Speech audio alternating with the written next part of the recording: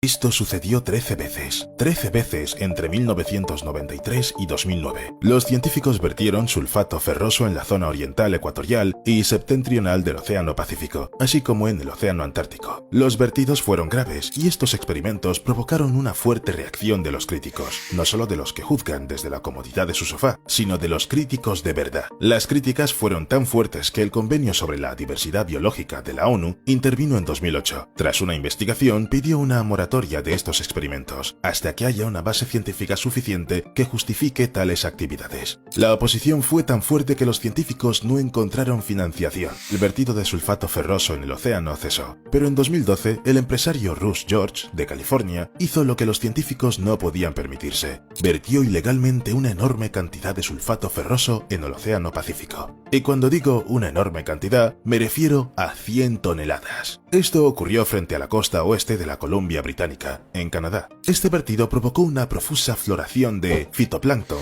que cubrió una superficie de 10.000 kilómetros cuadrados. Esta extensión es tan grande que el florecimiento era visible incluso desde el espacio. Míralo tú mismo. Estas zonas amarillas y naranjas indican una concentración relativamente alta de plancton. Las imágenes se tomaron en agosto, justo después del vertido, que ocurrió en julio. Y este vertido comercial fue 100 veces mayor que cualquier experimento anterior para saturar los océanos con sulfato ferroso. Pero, ¿a qué voy con todo esto? Me haré un café y te lo contaré. El día de hoy será muy interesante.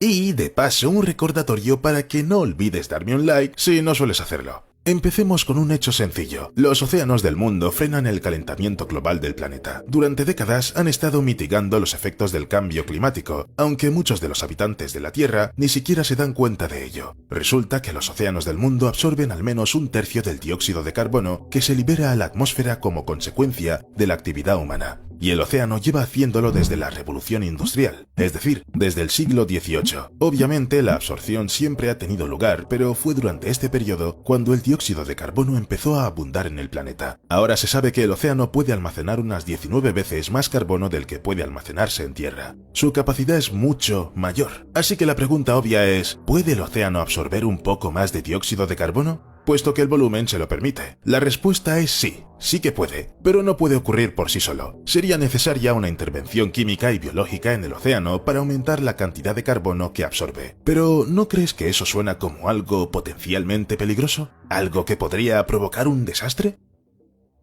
En su momento, los críticos que frenaron los experimentos de los científicos también estaban muy preocupados. Creían que fertilizar el océano con sulfato ferroso podría provocar la proliferación de algas tóxicas o incluso zonas muertas en el océano. La razón es sencilla. El exceso de fitoplancton en un mismo lugar produce grandes cantidades de metano al descomponerse, y el metano es un gas de efecto invernadero. Pero, por supuesto, no sabían esto de inmediato. Todo empezó con un experimento propuesto por un oceanógrafo estadounidense en los años 80. Observó cómo el polvo que contiene hierro, que es arrastrado desde la Tierra hasta el océano, hace que el fitoplancton florezca en masa. ¿Por qué no intentar hacer lo mismo de manera controlada?, pensó el científico, y pronto los primeros experimentos lo confirmaron. Añadir hierro hace florecer el océano. Pero los experimentos con hierro eran demasiado pequeños y efímeros para determinar cuánto dióxido de carbono se eliminaba de la atmósfera como consecuencia de la aparición de nueva flora. Pero de hecho, funciona de manera muy sencilla. Las plantas marinas microscópicas absorben dióxido de carbono del aire,